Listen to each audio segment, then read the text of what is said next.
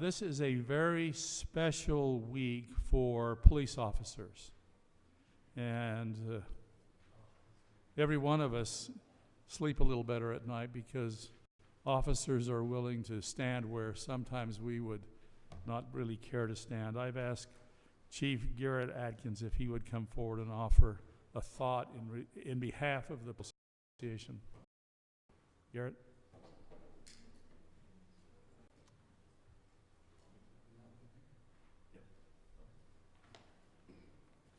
After all this time, you're throwing things up a little I bit. am just turning you upside down. So for the years, it's been a bit of a tradition to speak in council meeting at this time of year, and I want to thank the mayor and council for again allowing me this opportunity. Tomorrow, the names of 371 law enforcement officers, including 2 from Utah, will take their place on the walls of the National Law Enforcement Memorial. They will join over 21,000 of their fallen brothers and sisters whose names have previously been memorialized. I'm going to take just a moment and share a poem with you. I see his face, very first shift, his eyes so wide and blue. He had the world at his feet, for his dream had just come true. Move forward 5 years, he knows more now. The job is constant fun. Needs someone to drive fast or break down a door, and he hopes that he's the one. It's 5 years later, and he's seen more now. Things people should never see. When the radio calls of another hurt child, he thinks, please don't give it to me.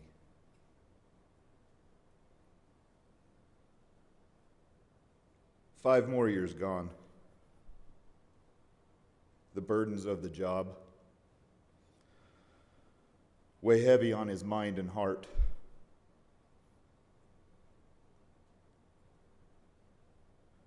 His spirit aches, and he questions the cause. He's different than he was at the start.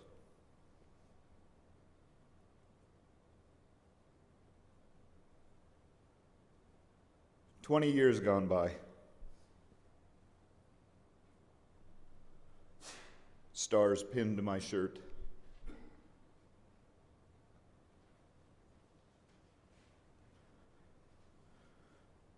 And each gray hair I've earned. The scars and pain are mine to own, as are my lessons learned. My days on the street have long since passed. Adrenaline is no longer my need. I've traded danger for paper and a pen.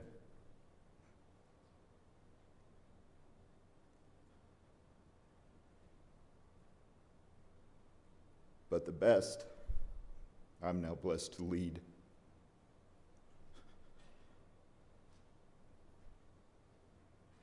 This noble profession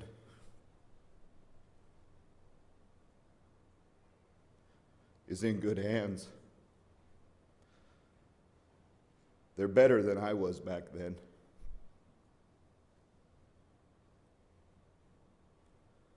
They seek to serve and do things right.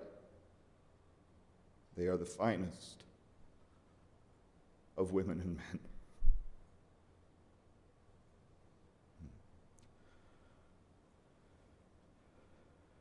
In my role,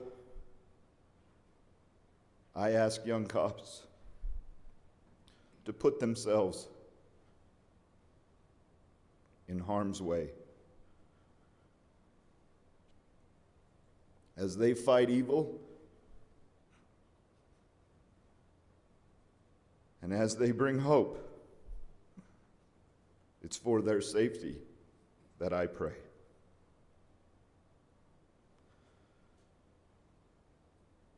I know most will come home,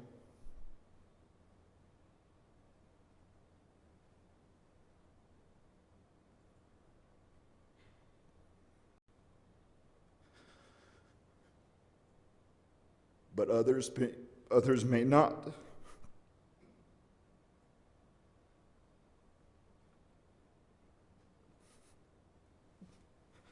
Excuse me. All give some, and some give all.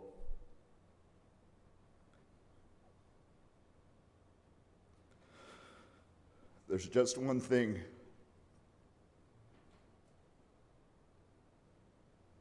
I ask for my flock, Lord.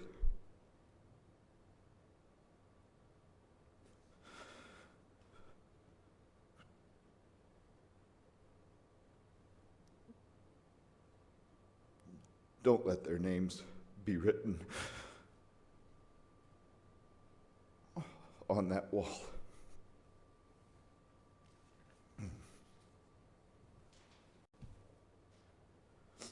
Well, thanks for putting up with it. The tradition typically involves me shedding some tears too.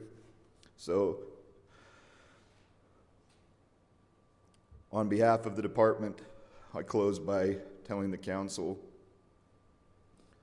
and the community how much we appreciate your support. We are truly honored and fortunate to serve here. God bless. Thank you, Chief.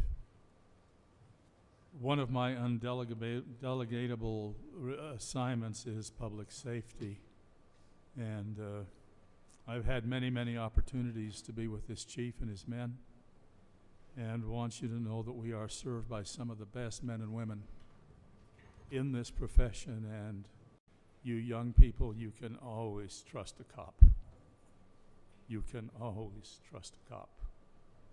So, Garrett, thank you. Would you convey our best to your men and women? We appreciate all you do in defending us from things that go bump in the night. We really appreciate that.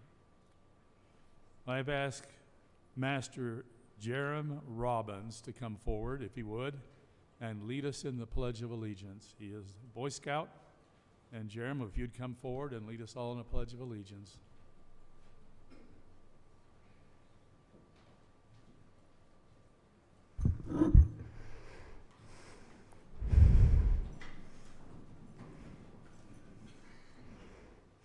Please repeat the pledge with me. I pledge allegiance to the flag of the United States of America and to the republic for which it stands, one nation under God, indivisible, with liberty and justice for all. You may be seated. Thank you, Jerem. I still maintain that that's the best crop we ever grew in Syracuse. Has 2 legs and funny smiles. Just great. Council, I would take a motion to adopt the agenda. So moved. Second. I have a motion and a second. Any discussion? All in favor? Aye. Aye. Any opposed? Heard none. We will now open this session up into public comment. I have been appraised that the Lions Club through Cresta would like to address the body. Is that correct? Yeah. Okay. Weird this way. Hi guys. For the record, and then for those of you that don't know, I'm Cresta Robinson. I'm the Parks and Recreation Director. And for those of you that don't know, we've been fundraising for a while for the interactive water feature that will be open on June 22nd. We just got to start up the water today, and it was pretty awesome to see, so make sure you come out then. But we have Sandra, John, and Jim Rentmeister here from the Lions Club, and they have something to present to the city, to the mayor and city council, so if you guys would like to come up. And we'll turn the time over to them. They have something pretty cool to present. So if you would just like to share what you'll be presenting, and then the council will come down. In the Lions' ongoing commitment to the city, we have been privileged to share in Chloe's Sunshine Park. Soon there will be a Lions bench and a Lions fountain there. And previously we've given $5,000 for the construction. Tonight, we would like to present to the city $25,594 for the, what's it called over the? A shade structure. A shade structure in the new water park. So we are very privileged to be able to give this donation. Council. Council, let's go down. They'd like a picture with you guys. You want to put your coat in there?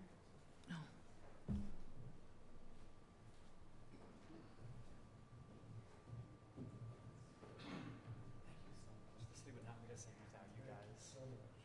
Thank you. Very good. Thank you so much. And it's a lot more than they talked about. There are Boweries throughout the city. Lions Club is awesome. We need more members. Thank you. Thank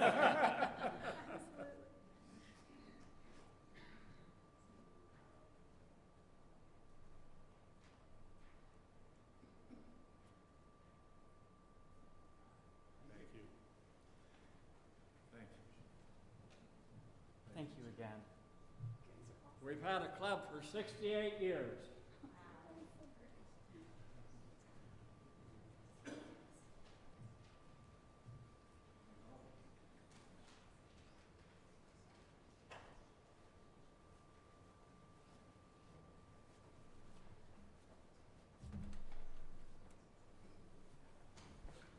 The city owes a debt of gratitude to the Lions Club for years and years. In fact, the first recreation department in the city was the Lions Club. And we would not have had anything in the 50s if it hadn't been for the Lions Club. And we're dearly, dearly indebted to this group of people. And it's true, the generations have kind of skipped a little bit, and we need younger generations involved in that Lions Club. So just a little plug for some very good people that do some very good things. We will now open this meeting up to public comment. We have adopted in our bylaws as governing the city council that we use Robert's Rules of Order. We will allow you to come forward and address the council on any issue that you would like to, whether it's on the agenda or whether it's not. If it's a part of a public hearing this evening, you will have opportunity during that public hearing to talk about that particular issue, and we would ask you to hold your comments on that particular issue until the public hearing. But we would now open our meeting up to public comment. We'll give you 3 minutes. If you would state your name and place of residence, we would love to hear from all who would. Are there any that would like to address the council?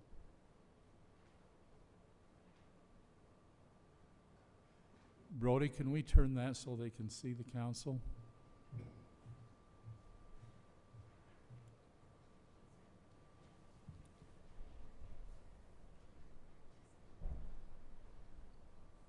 So if you'd state your name and place of residence.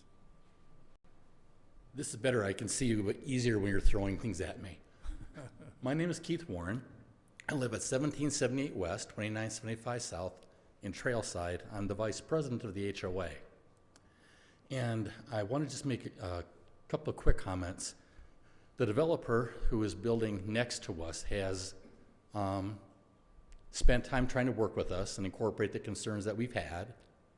He met personally with me for almost a half hour last night tweaking some stuff. So personally, what he wants to build next to us, I don't have a problem with. But he cannot fix the major problem that my whole development has a problem with, which is trying to make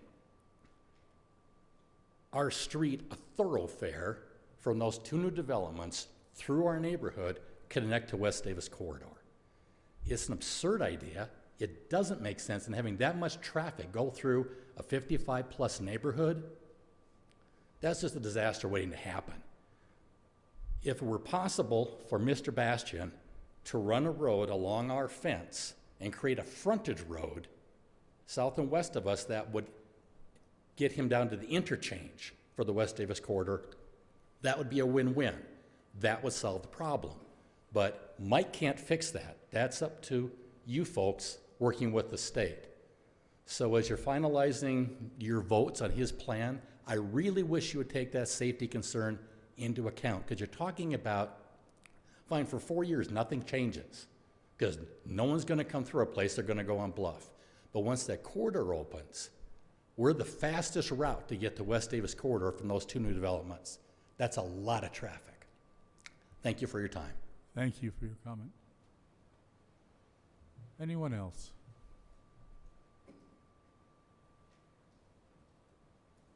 Hearing and seeing none, I'll close public comment. Item number 3, the presentation by Syracuse City and the Syracuse Chamber of Commerce, which has just been renamed the West Davis Chamber of Commerce, Award of Excellence for the month of May. Keith? Thank you, Mayor, Council. We appreciate being here. I represent the Syracuse Chamber of Commerce, which, as the mayor said, has just been renamed the West Davis Chamber of Commerce to include all the cities in this West Davis area. The city wishes to work towards recognizing citizens who strive for athletics in strive for excellence in athletics, academics, arts, or community service. To that end, in an effort to recognize students at Syracuse High, Clearfield High, as well as other elementary and junior high schools in our city, and residents and individuals residing in the city, Mayor Mike Gailey and City Manager Brody Bavaro have asked the staff to develop a recognition program to promote pride and unity within our community. We, as the Chamber of Commerce, are honored to be part of that. Could we have Dondera Crabtree come up? She's our first recipient.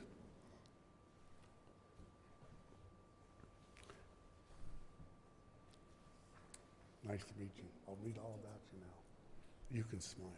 Stay right here, smile. There you go. Dondera Crabtree, did I say it pretty close to right? Dondara. Dondara is an amazing student with an infectious smile and a bright personality. She's an excellent example at Syracuse Elementary. Dondara came to the United States 2 years ago when she was adopted by her parents. At the time, she did not speak any English, but since then has learned it fluently. She truly wants to be successful and knows she can do so with her education. Dondara is involved in soccer, junior jazz, and young women's in the LDS church group. She is very kind, polite, and cares about her friends and other students.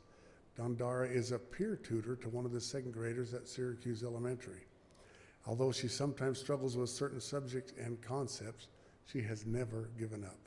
Dondara works hard to be successful in her life. Now we will give you this little, there's a gift card in here for you, Google Play, and your picture, isn't that sweet? Smile. I want a smile, I tell you.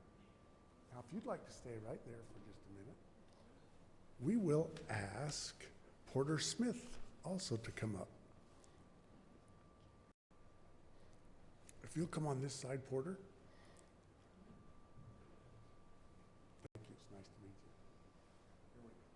Thanks.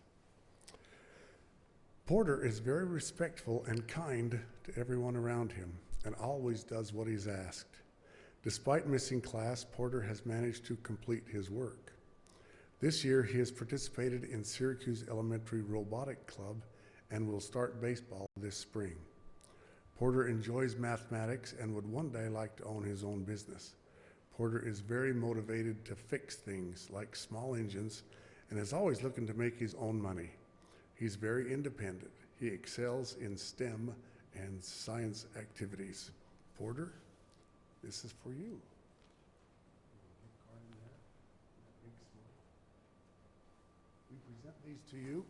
We present these to you and would like to know if the mayor and council would like to come down and shake hands. Parents, if you'd like pictures, this would be the time.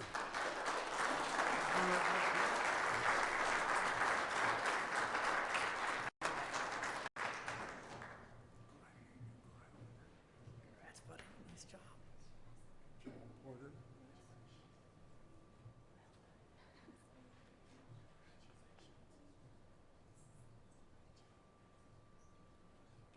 if you two will stand here in the middle, we'll get some good pictures. Slide right down there. You stand.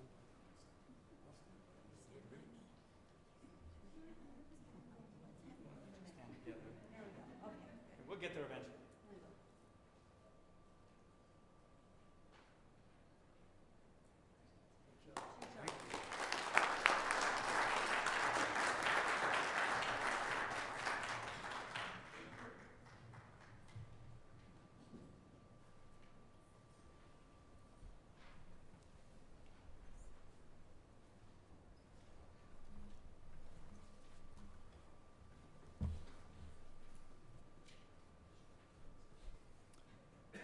I have two favorite activities that I participate in as mayor. One of them is lunch with these kids.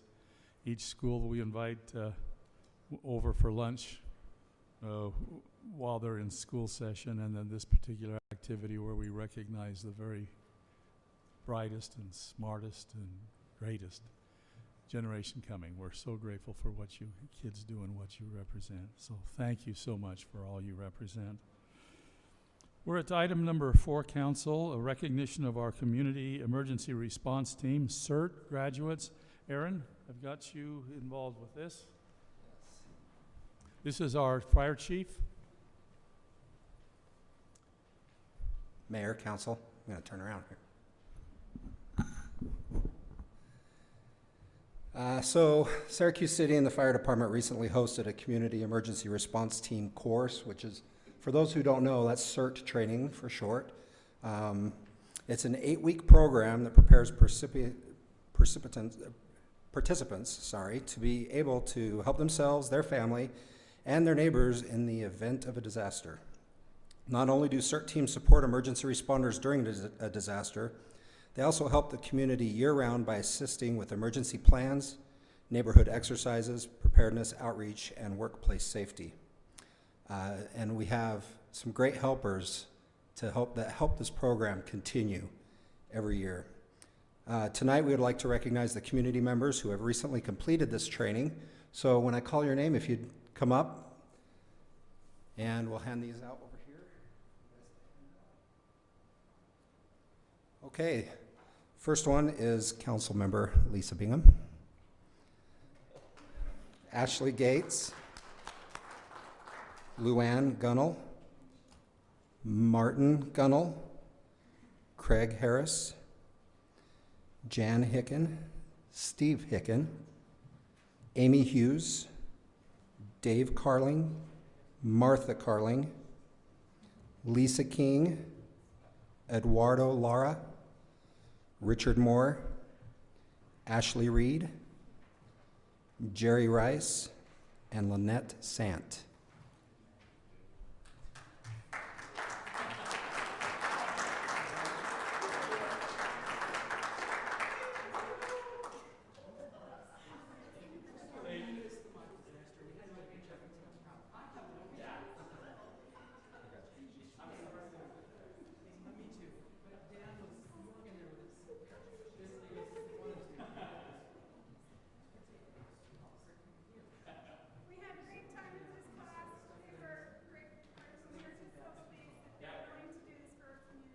Amazing group you guys have.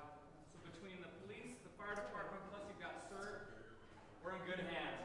But we're also looking for more people. So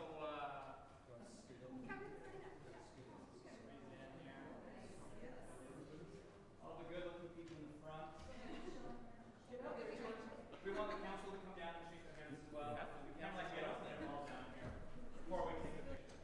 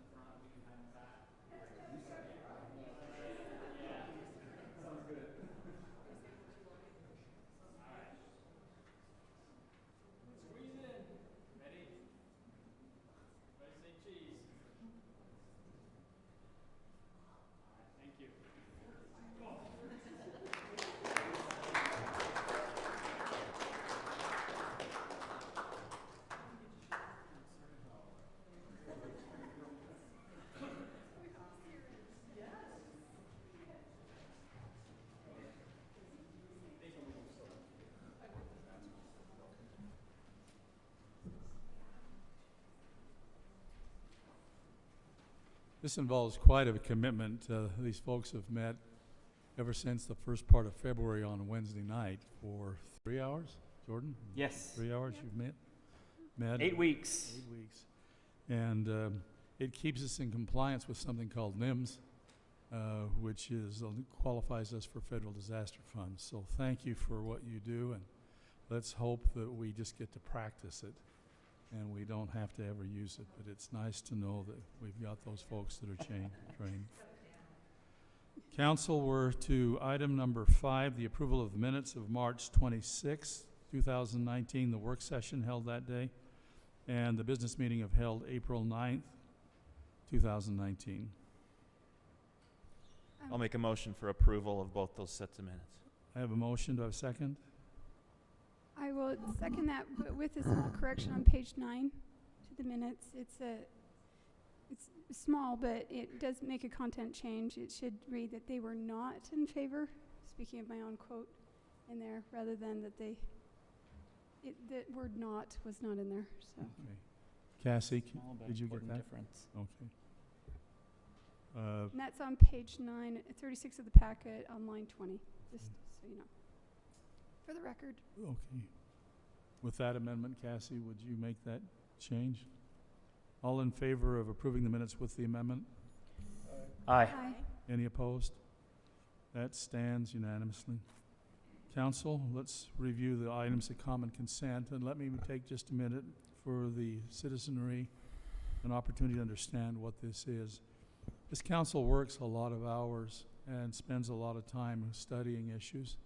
When we find an issue that we have common consent and it just feels like it's the right thing to do and we all agree, we put it on an agenda called the Common Consent Calendar. Tonight we have several of those. I will read them. Council, are there any of these items that you'd like pulled? Then item A, proposed resolution R-1914 approving amendment to the Disaster Preparedness Committee bylaws. We have a committee that helps prepare us for emergencies, and their bylaws were modified slightly. B, proposed resolution R-1913 appointing council members to the Parks Advisory Committee.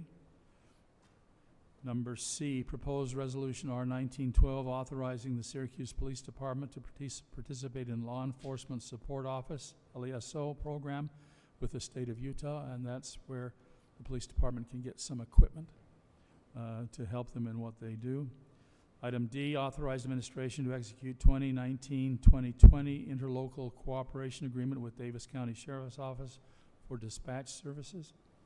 Item E, final plat approval for Sunset View Estates Phase 4, located approximately at 2474 West, 2175 South. And item F, proposed ordinance 2019-08, amending Chapter 10.80 of the Syracuse Code pertaining to cluster subdivision zone. Council, I'd entertain a motion to approve the consent calendar. So moved. I have a motion by Councilwoman Bolduc. Do I have a second? Second. Second by Jordan. I heard yours the loudest. Doesn't surprise me. Any further discussion? All in favor? Aye. Any opposed? Cassie, would you record that as unanimous? Item number 7, Noah. Now, what I would like to do, and I'd like to thank the council before we get started in some of this. I felt like as the mayor and as the chairman of this meeting when we meet together that I could appreciate some tools to help manage the meeting. So what I would like to do, as I have explained to you before, is to allow the city staff member who is presenting to present in his entirety what it is that the action that we need to be taken. If there are points that are needing further questioning for understanding, those will be allowed, but we won't allow debate. I won't allow debate during that time period, just points of clarification. And then, as I explained to you in an earlier meeting, that I would invite one individual to begin our discussion. On item 7, I have assigned by alphabetical order, with Kathy's help, Councilman Bingham, if you would lead out in that discussion. Okay, yes. So we'll hear first from Noah, and then if you'll lead out in that discussion, Councilman Bingham. Council member Bingham. This project is for a final plat approval of a subdivision called Legend Point. It's located just off of 4000 West, kind of over in the Rock Creek Park area. The Planning Commission has reviewed this, is forwarding a recommendation for conditional approval. There were three things that were kind of discussed with the Planning Commission, some outstanding items. One was access to avoid a really deep cul-de-sac for just a secondary temporary access for fire. They've resolved that with some revised plans. The other one was that they have some old wells on the property and that need to be abandoned, and a septic tank that needs to be removed. And if you remember last time we had some discussion about that, I've been in discussion with the applicant. He's shown some progress on those two items. He's been in contact with the right people that could abandon the well, which has to be done by a well driller. And also he's been in contact with the Davis County Health Department to get the septic removed. The applicant's here, but I feel like that pretty well sums it up. I'm available with any questions you have.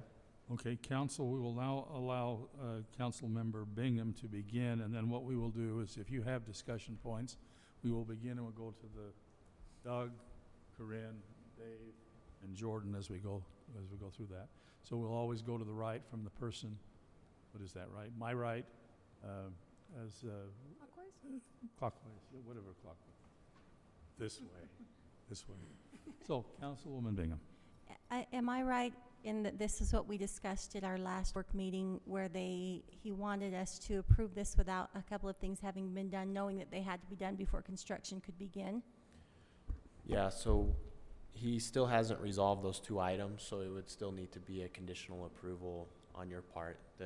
It's a matter of whether or not you feel comfortable approving those two items, approving it with those two outstanding items. They are commonly, they're items that are commonly resolved. Well, and we know that they need to be resolved before he can even get to the point of going forward, or building, so they do have to be taken care of. I felt like we were placing a burden upon him to have it done out of order in order to get to to the permit from us, that he would have to have this taken care of when it's a matter of course once we get to the construction phase. So I remember, if I'm correct, that it was at the last work meeting that I was in favor of allowing this conditional use permit. Yeah, I that's have how I no remember it. concerns if the conditions are met. Okay. Corinne? No concerns if the conditions will be met. Dave? Did you say that there was a revised plan? No. The plan's still the same, but the applicant has shown he's been working on the two outstanding items. So the plan hasn't changed. He just has been calling and getting further information about What did you say was revised? the cul-de-sac, but that was between, in your packet, nothing's ever changed. It was just between Planning Commission and here I had provided I an understand updated that. plan. I'm just saying that if what's in the packet is not reflective of what's current, It is current. okay?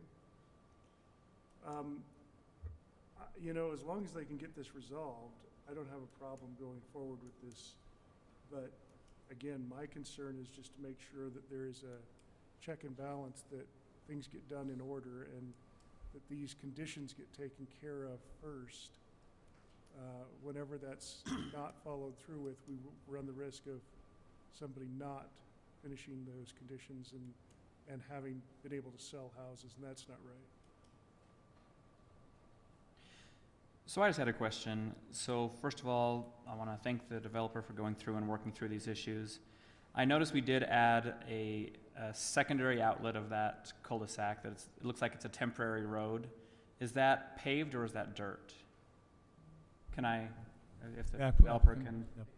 Thank you. Thank you, Council. It would be consistent with what the fire marshal would require, which would be enough road base. I think it was 10 inches, but according to what the fire. Okay, so it department will be a require. prepared surface, it's Yeah. just, okay. Yep. That was my question. It has to be able to support the load of the apparatus, and That's what I wanted to fire make sure marshal of. could probably You could probably tell cue us us in what on that what is, those but it's- specs are, but Whatever the specs that the fire department would require, that's what it's, and in the plans, it shows that. I apologize, I don't know what that exact depth of road. That's base would fine. be. I just wanted to make sure it was a prepared, at least some kind of prepared surface. And then once the cul-de-sac continues to the, I believe that's east, that would be filled in and become part of, it looks like Dunes Drive. Is that correct? Yeah. Okay. That was my only concern. Any other questions at all? Any other questions, council?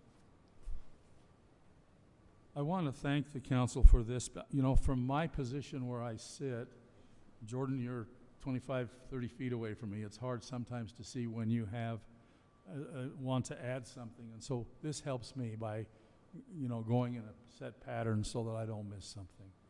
Council, I'd entertain a motion. I'll move that we grant final plat approval to Legend Point subdivision, located approximately 3695 west, 900 south. With the two, they take care of the wells and the septic tank. I have a motion. Do I have a second? Second. I have a motion and a second. Any other discussion? Yeah, there were 3 conditions, not just the 2. The cul-de-sac was the third, and I think that's taken care of. You can also, excuse me, if you want to just state, based on the conditions in the staff report is part of the record for this application. Okay, So it will so as cover part of my motion, I will refer to the staff report and the conditions that were listed in there. Jordan, you? Yeah, I agree. We have an amended motion then. Any other discussion? All in favor? Aye. Aye. Any opposed? Cassie, that appears to be unanimous. Let's go to item number 8. Proposed ordinance 2019-9, amending the Syracuse general plan map for property located at 2921 South Bluff Road. Noah? yes, this project is approximately 20 acres. It's proposed to be, of course, the PRD zone. We do have a concept plan that's been presented per the new PRD ordinance, where we would be reviewing that concept plan along with the general plan. That staff has reviewed the concept plan. It has 103 units. There's 64 townhomes and 39 single-family homes on small lots, usually around 4,000 square feet lot. The Planning Commission has reviewed the application for a general plan, but has not reviewed the concept plan. But on February 19th, they are recommending to not approve it. There were two absent that day. And then as far as staff, the staff review and comments is that it's within the allowed, administrative review of the plan. They are within the allowed density. We've been in conversation with the applicant to ensure that the architecture, things that will need to be addressed as or if it moves forward. There's been lots of public comment about the experience along the trail, so we want to make sure that the architecture and the experience of trail users aren't compromised. So we've discussed some ideas with architecture there. Fire department has expressed some. They're just comments. These aren't. I'm bringing them up just so that we're aware of them. But this will be conditioned. They need temporary secondary fire access because of the depth of the project. So that this has to have a road to the south end of the subdivision to, if there was an event of emergency, to get those people out. So they would either have to provide a secondary access to the west through Trailside or coordinate with the other subdivision to the east that's been recently approved, but not under construction yet. So there'd be kind of a condition that he needs to be able to provide that. I can address the comment that we received in public comment about the collector road to the south. We've been talking with with UDOT about that possibility. Currently, there's not enough room and the spacing between on and off ramps and entrances to 2000 to make that safely work. So it's not looking like that, creating a hopefully you guys understand what I'm talking about, but creating a collector road along the south edge of Trailside to go straight to 2000 West, essentially bypassing Trailside. It doesn't look like there's a safe way to do that and still provide with enough room for their interchange. But the traffic, you know, he has a connection onto Bluff Road, and then he also has the stub road that would go into Trailside. So I'm sure that there would be some traffic that would go through there. So you have staff comment, you have some basic information. The applicant is here, and I'm available for any questions. Any questions for Noah? Just along those same lines of the traffic pattern, as far as what I can tell from the map, that the connection into Trailside requires a stop within Trailside and a left-hand turn and then another right-hand turn before it gets out to what would then be the collector road, as far as what I can tell from the UDOT map from West Davis Corridor. Is that correct? That is a good question. I have in the packet, there's an aerial. Mm-hmm. And if we're counting I think is what you're asking is the number of turns required to get Right. to 2000. So Yeah, looks like a left and then there would be, right. if you're already in the subdivision and you're heading east through the stub road, Yes. you'd have two turns if you took the 3000 south, and then you'd have a right-hand turn if you took Trailside, and Trailside curves around. So it looks like you have between, you know, depending on which route you take over there, Mm-hmm. there's not a direct path without taking at least a few traffic movements. The fewest traffic movements to get onto an arterial road would be onto Bluff, but once you get to Bluff, you'd have to go up to the roundabout and then back down to get on the freeway. So most likely those who would go through would possibly be only the people living next to those roads, rather than like an arterial through from Bluff as a shortcut, if you will. Yeah, it could be. I don't know. I'm not a traffic engineer. There could be a traffic study done, but you know, I can tell you how many turns would be required. I don't know I don't know what the traffic counts or anything like that would be. I know that there are 103 units. Obviously, that will generate traffic. Okay. And trips. Exactly how I don't know exactly how they will all choose to move through those roads. All of those roads are 60-foot right-of-ways, built to handle traffic. But whether or not that's sufficient for that, I'm not sure. Okay, we will begin with Councilwoman Bolduc, and then we'll move to the right to Dave. And if any of you would like to call the applicant forward, you may. If you have questions before that, that's what that was about. Did you have questions? Go ahead. Well, it's just been over almost about a year that we've been discussing the PRD, and about that long that Mr. Bastian has been attending council meetings. So it'll be interesting to see, I'd be curious to know what he thought of our council after all of this. But it has been encouraging to watch how this plan has progressed from quite a bit higher density to what it is now, especially as he met with Trailside Community and has adjusted his plan accordingly to match adjacent to their properties and also to accommodate their concerns. So I'm very pleased with how this is looking at this time, and I'm in favor of it, especially where it's going to be adjacent to West Davis Corridor in the future. That's going to obviously will be a major arterial, and if this is put off, then later on people could apply for a much higher density. Dave? Can the volume be increased as Can I call Public Works Director Whiteley forward? I've got some traffic concerns.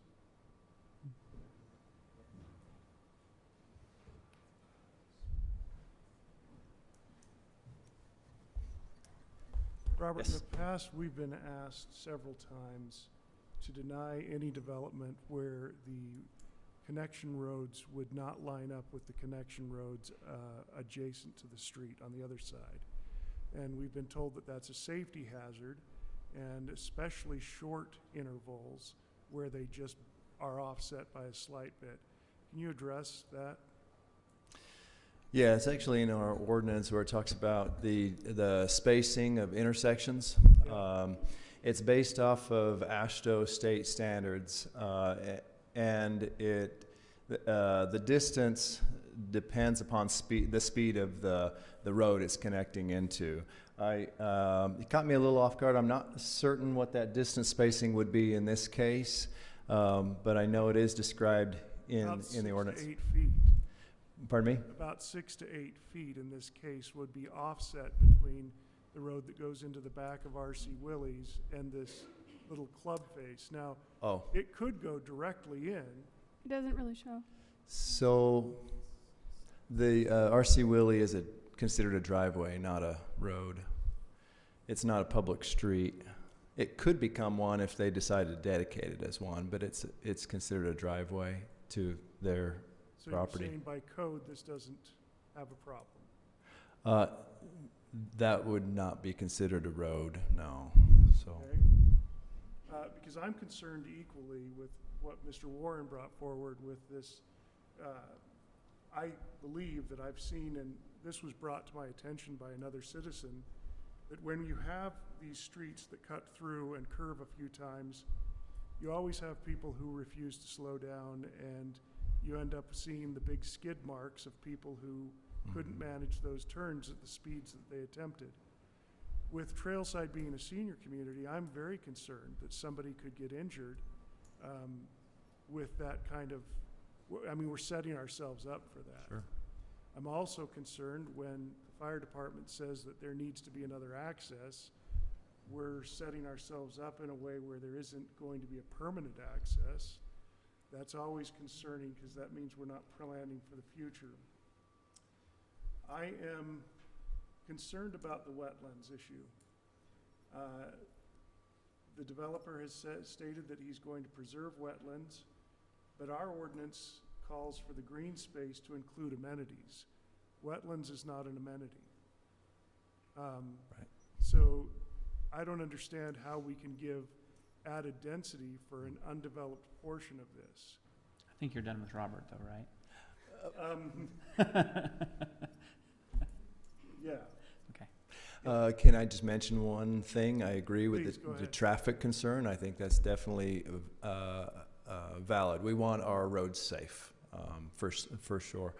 One thing that our ordinance does specify is that council or staff could require a traffic study be initiated by the developer if that really is a concern of the residents in the area or anything. So that is something that can be done if you wish.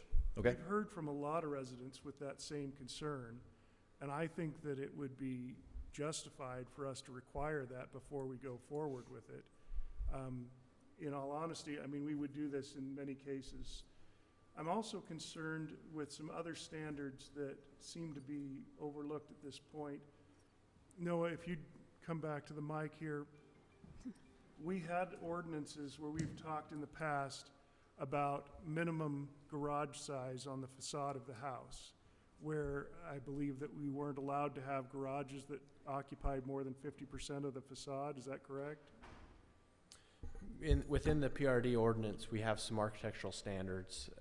From the concept plan, it wasn't totally clear how those garages would be oriented, just because we just have a footprint. But yeah, you're right. So the garage can't take up more than 50% of that facade. But in the concept plan we were provided, it looks like it takes up 90% of the facade. Yeah, I'd have to look up the exact language. I think it said shouldn't be the predominant feature architecturally, but yeah. 90% would be a predominant feature. So my concern is that this doesn't meet code on that either. Are we in fact being asked to approve this concept plan tonight with this vote? Because under the new PRD, we're supposed to accept concept plan that is tied to the acceptance of a zone change. Is that not accurate? I can weigh in on that over here. So the way vesting works is when you file an application, the land use code that's in effect at the time you file your application is what is applied. So the PRD changes we made with the general plan don't apply to this application because that isn't applied retroactively to other ones. So I think the concept plan was being provided so they could still get your input because they know that they're going to have to come back and if they're applying for zoning approval under the new code, because there'll be a new sort of application. Yeah, a new application. They'll be applying for both zoning and preliminary plat. So I think they definitely want your input. But we don't approve concept plans even under the new code. We just provide input. We provide feedback on it. Once we approve something, then it's something that developers can rely on as a vested document. And as we looked at the PRD and the RPC, we wanted to make sure that we didn't vest anyone in anything until we had a clearer picture of what the project was. Yeah, like the preliminary plan. So so no, you're not approving a concept plan tonight. You would just be approving, if approved at all, the general plan map designation would change to PRD. Does that answer your question? So, but at that point in time, they're vested in the zone. No, it's a general plan map. So it's not zoning. We're not talking zoning tonight. Yeah. Okay. General plan map. So I would just say that, for the reasons that I've stated, there seems to be a considerable opposition in the community to this. I would be against this for those reasons, and I don't see us mitigating some of these things. For all I can tell, this does not meet our standard, and that's what the unanimous decision by the Planning Commission is that this does not fit code. Go ahead. All right, so I have a couple of questions for the developer. Mr. Bastian, if you have a second. So I agree that I do want to kick off a traffic analysis because I know that is a significant concern for everyone that I've spoken to as well. So that's something I would like to see performed before we approve any type of design later on. The other question I have is, so in your concept, even though I know we're not approving the concept today, right? What amount of this green space is improved wetlands versus actual usable park space? Park space, that's a good question. So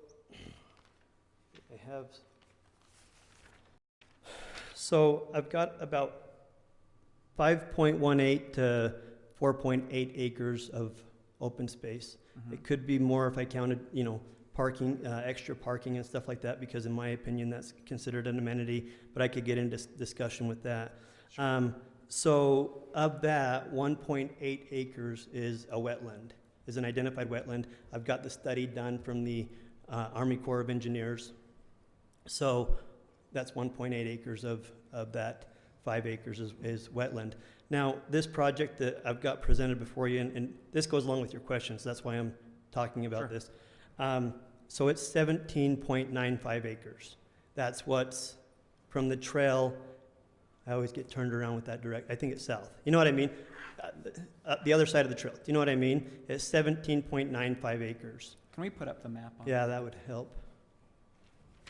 So I've got a pointer, but I don't, you guys are turned around, so I'll just describe it.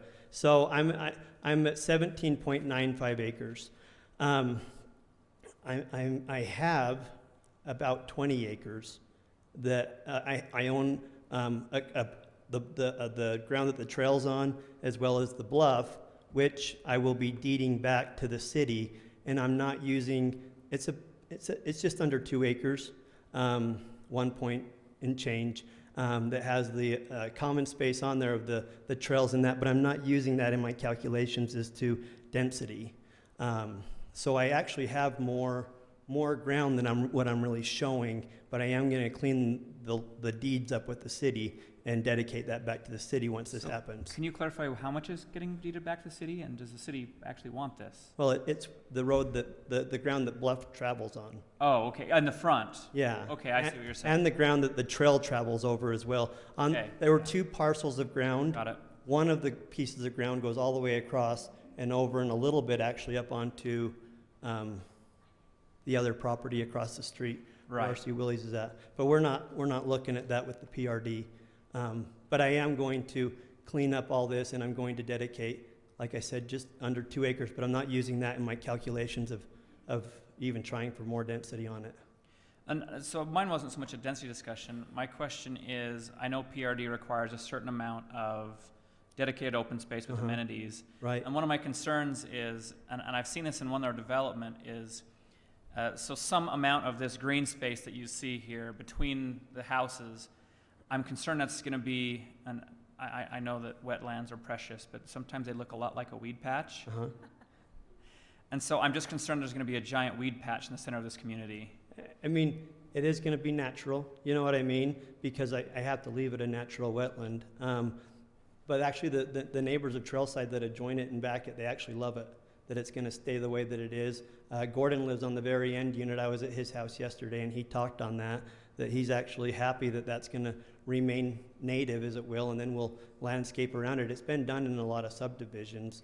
I've got a detailed outline from the Army Corps of Engineers as to what is actual wetlands, so I'll be able to make that all look appropriate. Okay. I have no problem with you following up. Is that where you consider an amenity? No, I don't. I mean, I consider it open space, right? But amenities is like, well, the way the ordinance reads it, doesn't it say that I have to provide one amenity? More than one, because we had provided, even across the street on 5 acres, they had to have at least 2 significant amenities. Right. And again, it's such a concept plan, but if it's required more, when I was meeting last night, and Keith brought up the possibility of putting 2 tot lots, one at each end of all that open space, so that, you know, kind of kids on this end could have a place to play, because you know how sometimes parents are particular about their kids traveling too far. So we talked about putting another amenity at that end. Maybe it's another tot lot. I've been a pretty open book. Can you connect them with a zip line? It's pretty flat. The ground's pretty flat, so I'm going to have to build it up a little bit. It's worth a shot. Because I admit, one of the things on this is, so first of all, let me applaud you for, I know you've been working with the residents. I enjoy seeing developers really reach out to the community as a whole.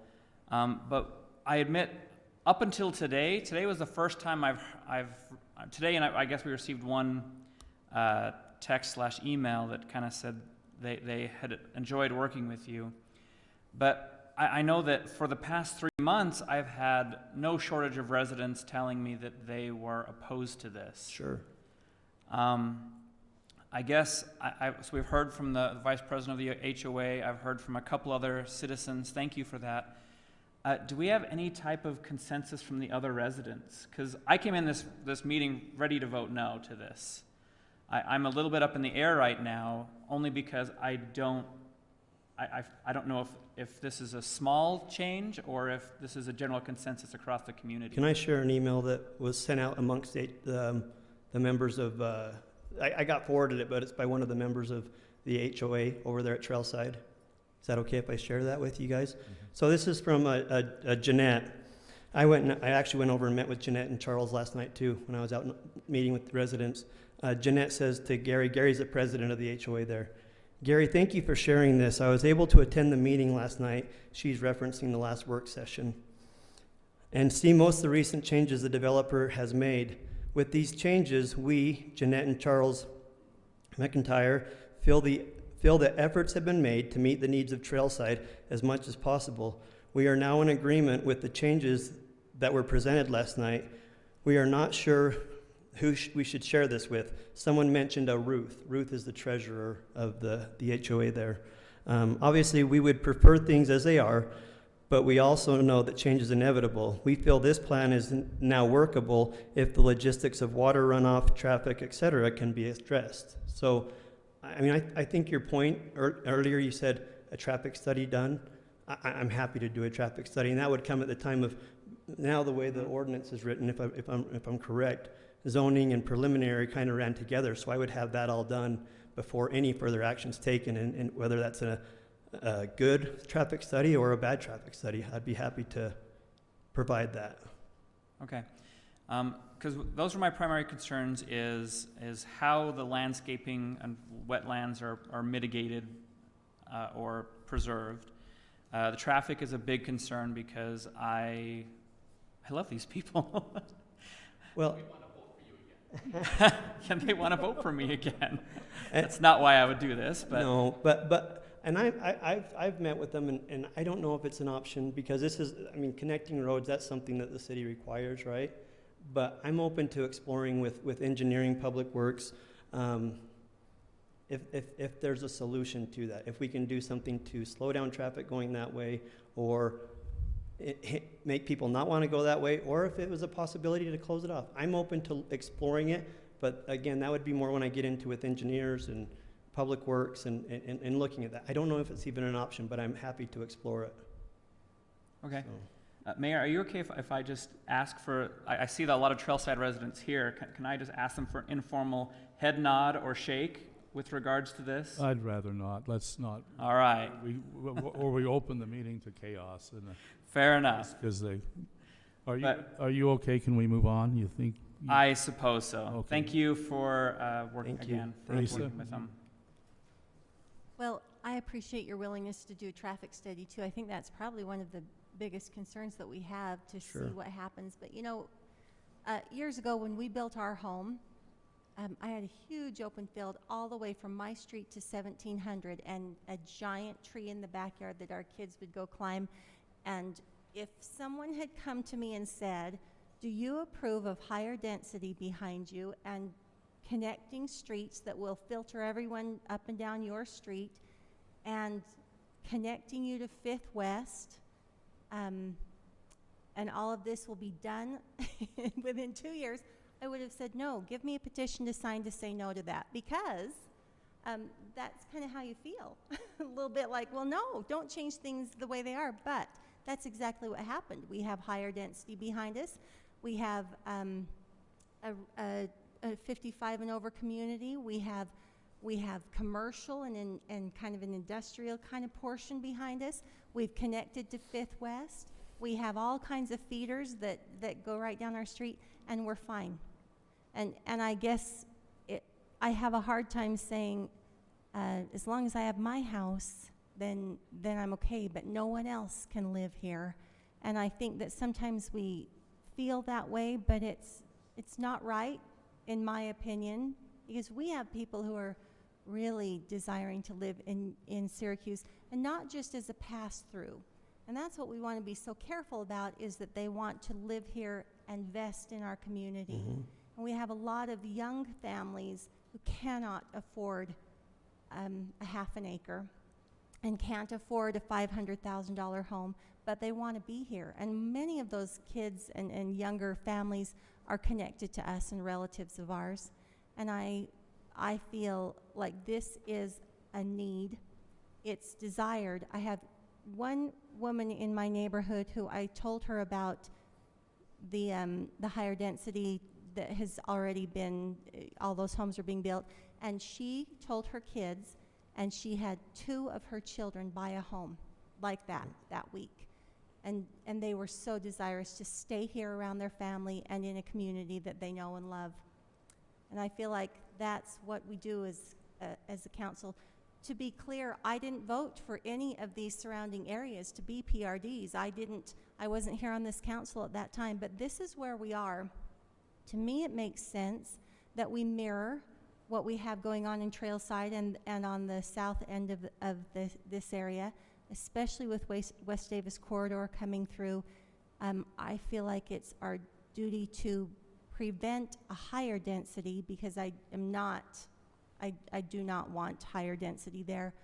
And we will be forced into that position very soon once West Davis Corridor is there, where they will now be an arterial road, and we can't, in good faith, say no, no, no to everyone who approaches us for higher density. I feel like, Mike, you have gone out of your way Thank to you. be very transparent, meeting with the communities that surround you and the people who we know they love their way of life. Sure.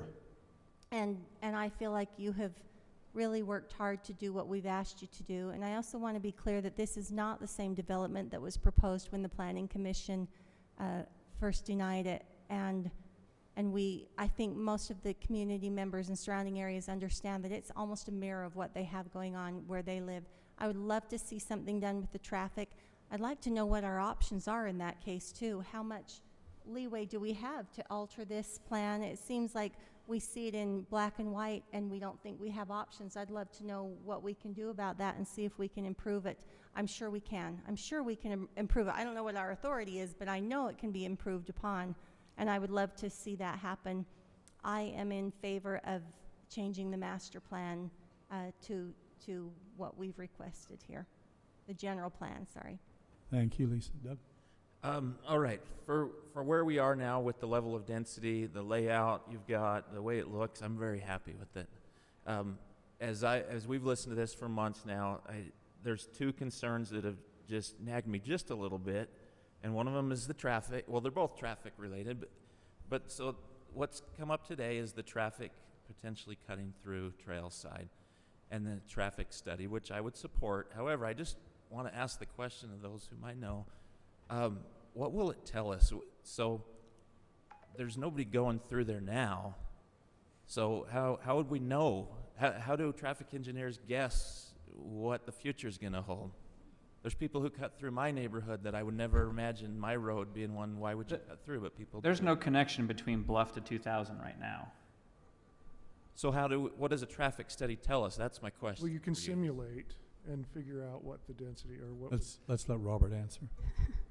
Yeah. The traffic engineer would take densities in the proposed area, as well as densities that are already existing around, and put them into a traffic model and simulate it based upon what trips they typically see based on densities, as well as what draws there are. So the park may be a draw for people to get to, churches may be shopping, city facilities, and they'll simulate those. It won't ever be perfect because actual real life can change that, right? But they can simulate it in a model as close as they can without getting actual data. This is not uncommon for us. In our transportation master plan, it's done with understanding what future trips there would be placed on our roads and what future roads would be needed to accommodate it. So it's not an unusual thing to model traffic. Okay. Then I can support that and any changes that might help the traffic. But the other traffic issue that hasn't been brought up tonight but has in the past is the trail crossing. And it's not the first place in the city that somebody's neighborhood road would cross the trail. But I want to be able to maintain the trail as best we can to be a safe place. So I don't know if either of you can answer. That's not really a question, but address my concern. So for trail crossings, you're right, it's not uncommon. We don't like to have several of them in a row for a trail user, right? So we try to consolidate it to just certain places. This connection to Bluff, if this were to happen, we would require yellow diamond-shaped caution signs, pedestrian crossing, or we'd put trail crossing on both directions of traffic, require striped like crosswalk where the trail crosses.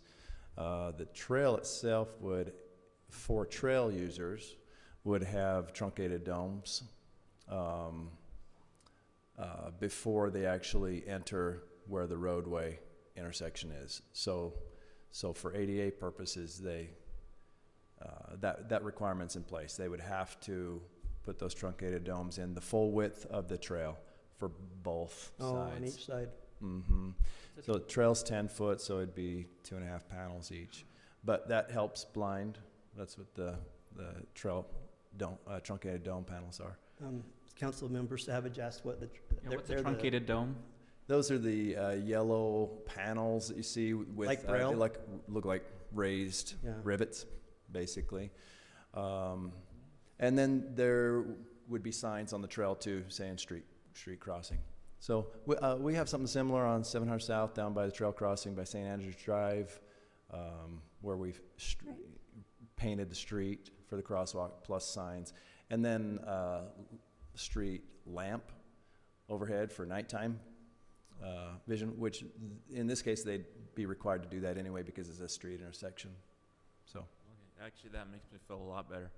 So, you know, the traffic issues and the trail issue are things that that exist elsewhere in our city, and we are able to address. So with the plan that's here now, and the way it looks, I'm comfortable with changing the master plan, the general plan. Thank you, Mike. Thank you. I appreciate it. Thank you. Council, I'd entertain a motion. I think that what we heard was a consensus that there's concern about traffic. I would ask if the council's willing to forego a decision tonight, table it, and have the traffic study done so that we know how this needs to be impacted in order to go forward. I would say that we can adjust the traffic according to the study as required, but we can change the general plan to this area of what we're comfortable with. I agree with Corinne. Yeah, I do too. Yeah, I'd entertain a motion. I move that we amend the Syracuse City General Plan map for property located at 2921 South Bluff Road. A proposed ordinance 2019-09. Have a second? I'll second that. Any further discussion? Hearing and seeing none, all in favor? Aye. Aye. Any opposed? Nay. Cassie, the vote was 4-1. Thank you, Mike. Thank you for your patience with us. Let's move on to item number 9. This is a public hearing declaring as surplus property the real property located at 2228 South, 1660 West. And Noah, you're going to lead us through this one, and then I'll declare a public hearing. This property is approximately 1.97 acres, and it's by the church on 1660 West. The city originally owned this for a stormwater detention basin, which is no longer needed. About a year ago, the church approached us about potentially either selling them some land or selling together, because the church owns some land adjacent to our land, both south of the church, that could be jointly developed if they were sold. So now, since the city doesn't need the stormwater detention basin anymore, that's why it's here for surplus. Okay. This is anytime we dispose of surplus property or deal with anything that has a financial overtone to it, we are obligated by state statute to hold a public hearing. I will now declare us in public hearing. If there is anyone who would like to come forward and address the council on this subject, welcome your comments. Hearing and seeing none, I'll close the public hearing. Dave, this is your... There's not much to say here. I mean, this is no value to the city at this point. Selling it, and that requires surplusing it, is the only logical step. Agree. Agree. Agree? Agree? Agreed. Sounds like we can... I'd entertain a motion. I move that we surplus this property. Do I have a second? Second. Second by Councilman Savage. Any other discussion? All in favor? Aye. Any opposed? Okay, Cassie, that one passed unanimously.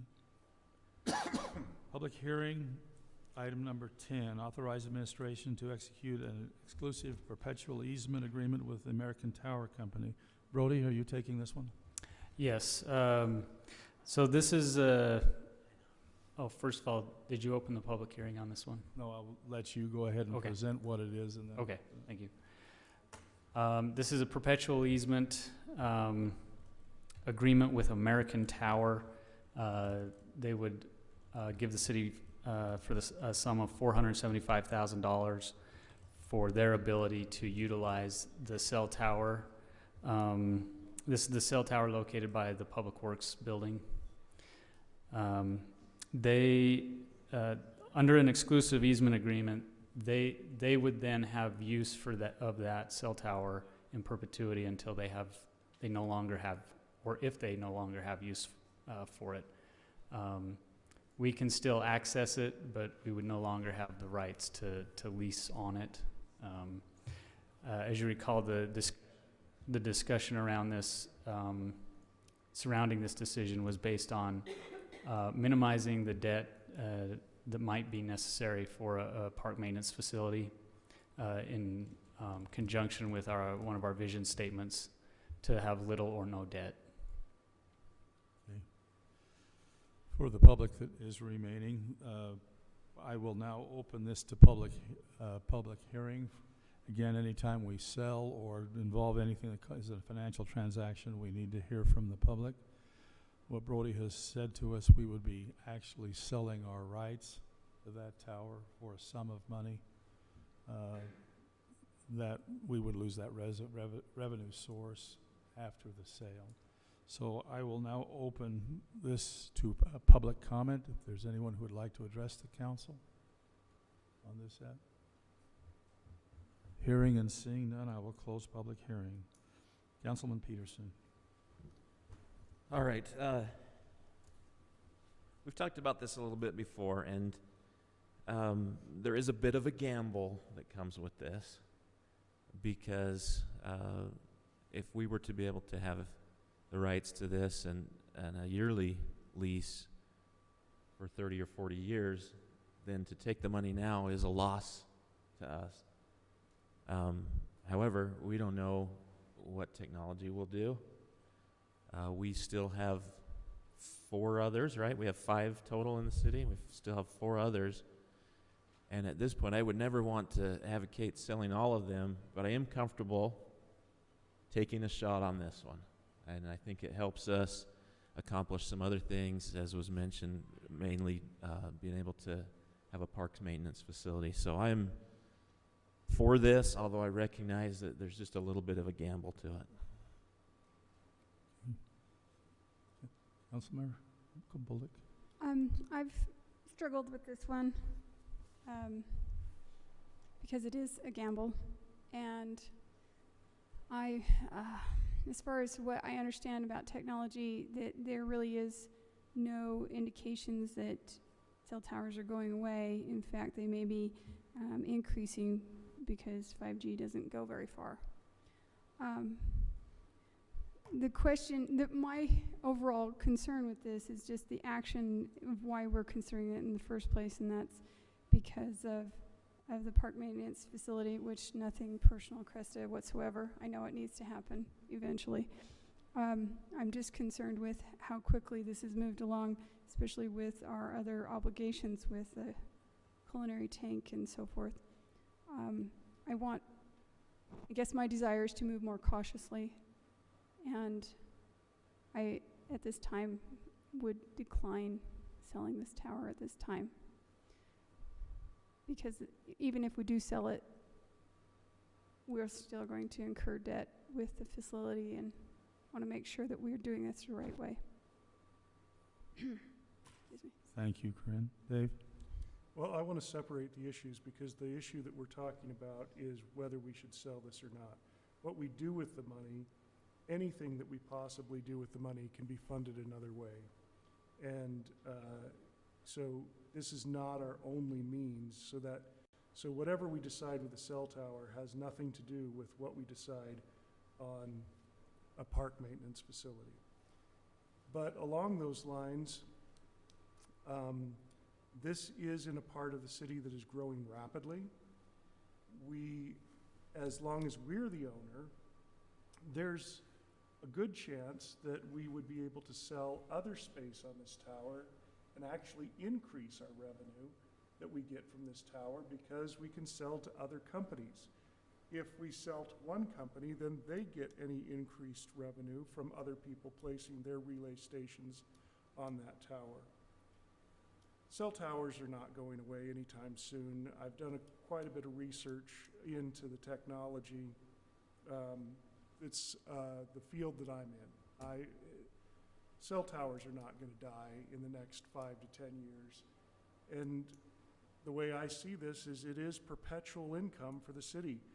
Any source of income that we have that we're not going to lose is taxes we don't have to charge people. And I think that they would prefer that. So I'm not in favor of losing any source of income to the city. Thank you, Dave. Jordan? I'm on those same lines. As you look at the newer technologies coming out, they are actually going to require more cell towers. They are higher in frequency, which mean they have less range, and the higher frequencies are also more subject to weather-related issues. And so in order to have adequate cover, they're going to have to either increase the power on the towers, add more antennas, or increase the overall antennas throughout the city. And so I kind of feel selling this is kind of like selling the cow to get some cheese. And I just think that this is not the best way to go about this. I think we are removing a revenue source for the city, and I think I agree that there will probably need to be more space allocated in this tower for additional antennas and possibly companies as we grow. So I too am not in favor of getting rid of this antenna. Thank you, Jordan. May I mention that I like cheese? Cheese is wonderful. Wonderful. Don't give up your cow. Lisa? Well, at our last meeting, we discussed this, and it was split because Corinne had gone by then, and as we've discussed it just here and there, I think those are good arguments that there may be other reasons to use that cell tower. I hate to pass on any debt to our citizens, so I wonder if there's a way that over the course of the next few months we can figure out how we'll fund some of these things, and if this is a portion of it, I'd be in favor of if we can rid ourselves of the debt completely for a specific project, I'd be in favor of looking at this again, but at this time, I think it's okay to not sell. I'd entertain a motion. I make a motion that we deny the authorization to execute an exclusive perpetual easement agreement with American Tower. Do I have a second? Second. Second by Councilman Savage. Any other discussion, council? All in favor? Aye. Aye. Aye. All opposed? Any opposed? Nay. That was 4-1. Cassie? Okay, thank you, council. Robert? There you are. You ready? Okay, this next item is for colonial water tank construction. The Utah Administrative Code regulates or requires all water systems in the state of Utah to have water storage, and that the amount of water storage is regulated in the code. We have determined from a master plan that was done recently that in 2017 we have met the exact allotment that was needed for water storage. We have had some growth since then, which requires additional storage, and as we continue to grow, that will require more storage. The water master plan has estimated, based on growth, that we would need an additional 1 million gallons of water storage by 2020. Obviously, that can fluctuate based on if growth slows down or speeds up, but that's an estimate. And then another 1 million gallons storage by the year 2024. So this we are proposing is a 3 million gallon tank. 1 million gallons of that tank is just replacing the 1 million gallons that we currently have. So 2 million gallons out of that 3 million gallon tank would be additional storage. That being said, it is eligible for impact fee to pay that.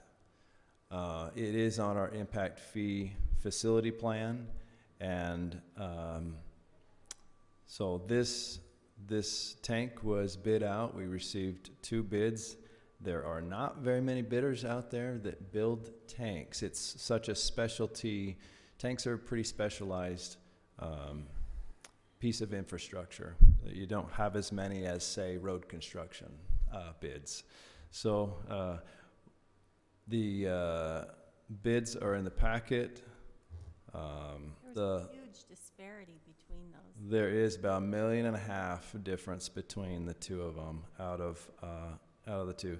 So we had about $5.5 million for the low bid with Landmark, $7.1 million with the high bid, McDermott.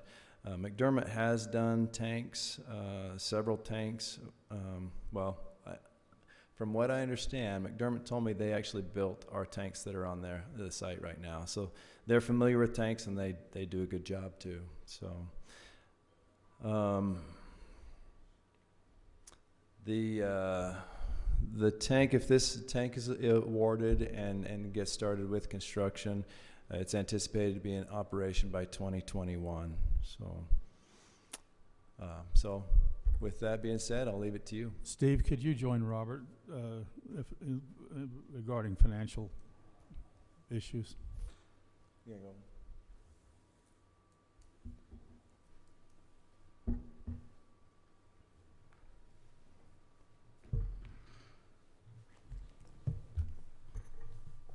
Sure.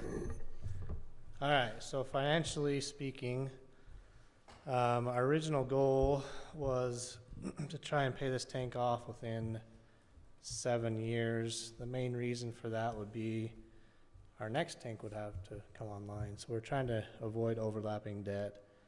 So in our budget retreat and in our 5-year plan, we had drawn up a repayment schedule for 7 years, which was about $700,000 a year, based on the $4.7 million budget we had originally put in.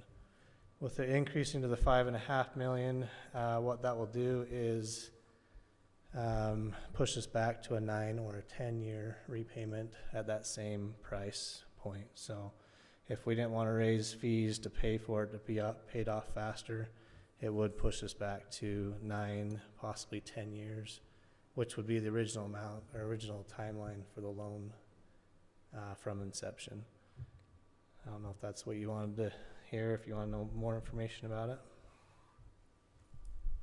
Council, do you have a question for either of these before we begin? For clarity.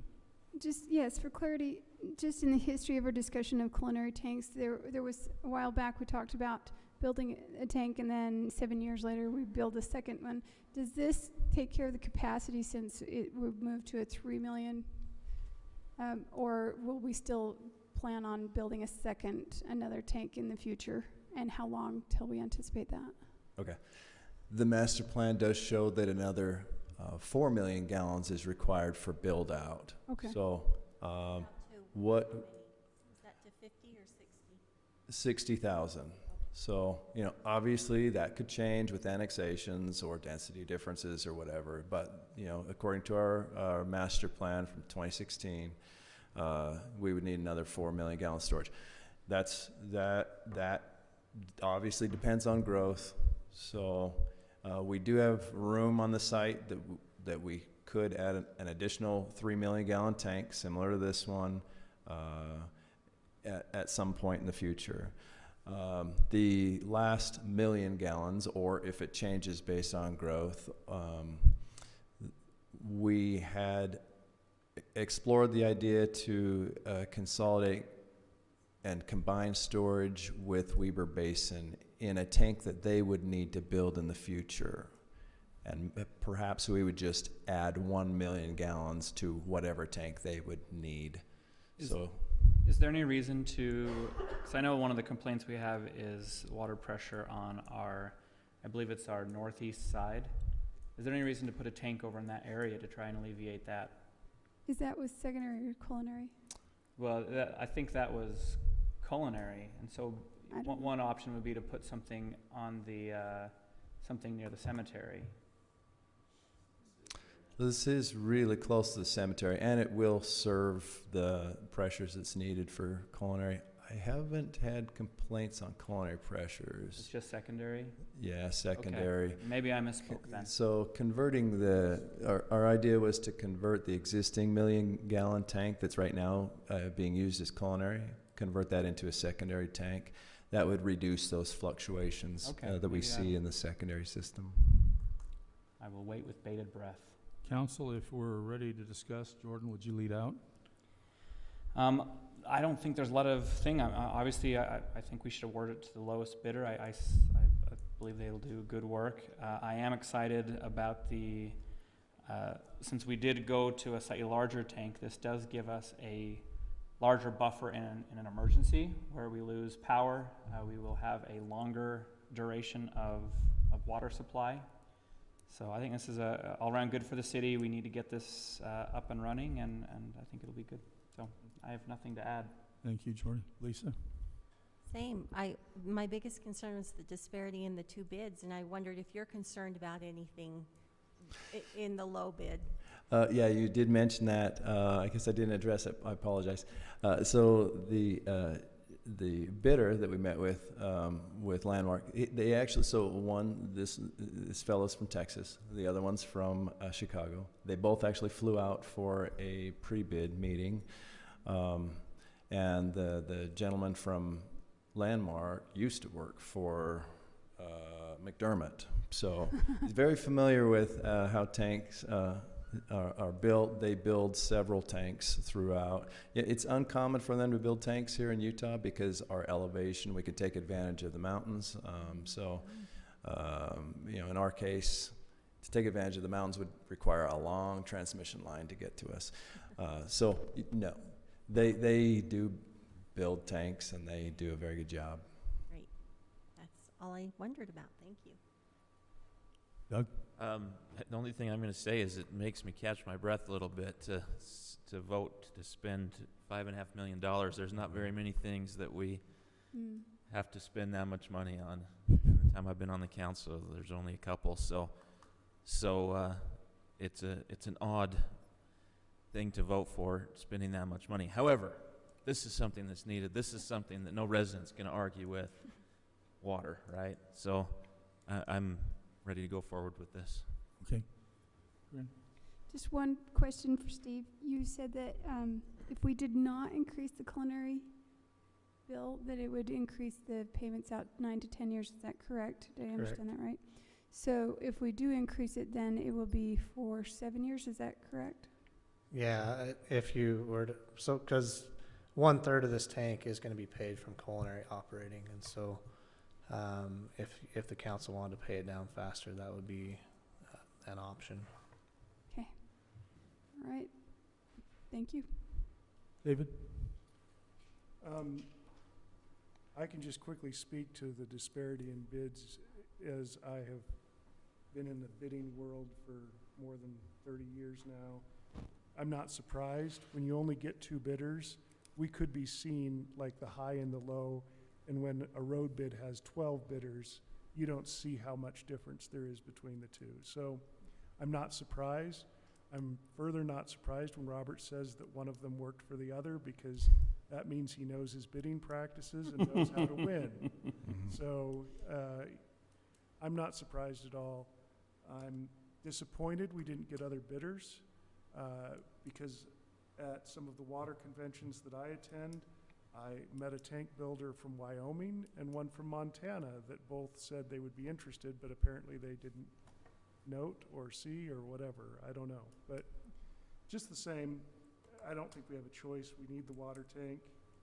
It's a sound, solid bid from a solid company. All right. Thank you, Council. I'd entertain a motion. Hey, Mayor. Yes. Can I bring up one other thing really quick? Yes. As we went back to look over this bid and look through our impact fee plan, is based on an estimate, and the costs in that plan are low. And so what we've been doing is working with our advisor to see if there's a way we could amend our impact fee plan to account for the actual costs we're seeing, not only for this one, but for the 4 million gallons in the future. And that is an option that we can do. Just some preliminary numbers, very rough. If we were to add these true costs into our impact fee plan, that could raise our impact fee up to $1,100 a home instead of $805 a home, which would be about $80,000 to $90,000 a year additional that would go to help pay for this increased cost. Okay, so I would follow up on that and ask, can't we address that immediately based on this? And when you say for a future tank, I get that, but the purpose of impact fees is that incoming new people are having an impact on your community. Right. And they are in fact, and the expense is more than was estimated in Correct. the impact fee plan. So can we not begin immediately charging that? There are two exceptions. One is obviously we're going to have to amend the plan and public notice it, so it would have to go to the next business meeting in June. The other caveat is whenever you increase an impact fee, you have a 90-day waiting period that you'd have to wait. But That's only beyond those two, to the 90 days, we could start collecting that higher impact fee now while the construction of the tank is taking place. Well, I'm really concerned about adding any fees to our current residents. I'm very much less concerned about those who join the community should pay the cost of joining the community. That's Like a larger water just tank to fair. give them water. Yeah, agree. Council, I can share with you, the staff is already well down the road on that. Okay. They're working with Zions and trying to get, and making that adjustment just as soon as we can. Thank you, Steve. Then I move that we authorize the administration to award culinary water tank project to, was it Legend? Landmark, with the bid price as outlined in the packet. Second. I have a first and a second. Any other discussion, council? All in favor? Aye. Aye. Any opposed? Cassie, record that as unanimous. Robert? Thank you, Council. I brought before you an annual report that gets submitted to the Utah State Division of Water Quality. It is a required report that we send to them regarding our wastewater operations. So I have put it together here for you. It is required that we submit it to the council for review in a resolution and acknowledging that you have seen it and before we submit it into the state. It is due to them by May 31st. So I have it here for you in the packet. In the staff factual summation, there's just some highlighted parts in there where that was highlighted because I did not have the resolution numbers, but the resolution number is in the following sheet, R019-09. So just explanation what that meant. Thank you. Okay. Any questions generally from the council for further understanding? Nope. Okay. Lisa, do you want to begin this one? Yeah, this looks good. I like how you filled in all the dots. No, there was really nothing. there I was mean, one I that was wasn't impressed filled with in. where we stand, so I think that's great. I kept looking for some no's where I thought, are we not prepared? But you obviously know your stuff, so I have nothing to say. Okay. Good job to you and your staff. Yep. Thank you. Doug? Bryn? On just one catch, on page 144 of the packet, there's a question that wasn't answered, yes or no, and Is that the thought you NA? might fill that in. It doesn't have an NA. It's is or are your collection DRC operators currently certified at the appropriate grade for this facility? So just fill in that dot and then we're good. I think Let it me was just- the yes. Can I because see it was this? bold. Just a moment. In the packet, it's What page? 140? 144 of the packet. 144. Getting there. That's all I've got for you. Oh, at the very top. So, this was a little administrative thing. So let me give you a little background. Go for it. This was filled out online, and the colored the colored open circle is actually the answer. I just had our administrative professional actually fill it in so that you could see it a little bit better. But that does actually say yes on it. So, Fabulous. So the blue indicates yes. It's like it's a bold yes, so. All right, thank you. We're all good then. Thank you. David? Nothing. Nothing. Formality. Jordan? Nothing. Thanks. Okay, I entertain a motion.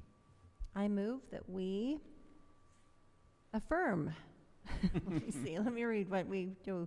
We affirm resolution R19-09 for the Syracuse City Council's review of the municipal wastewater planning program and annual self-assessment. Do I have a second? Second by Doug. Any further discussion, council?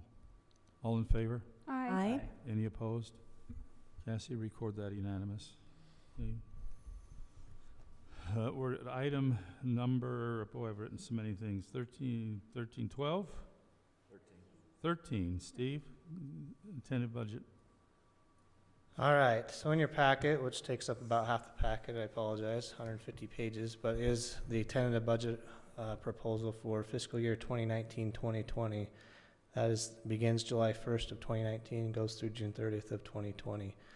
By Utah Code, Chapter 10, 6111, we are required to bring forward a tentative budget and act on that by the last meeting in May. We're doing it the first meeting in May, so we are exceeding that target.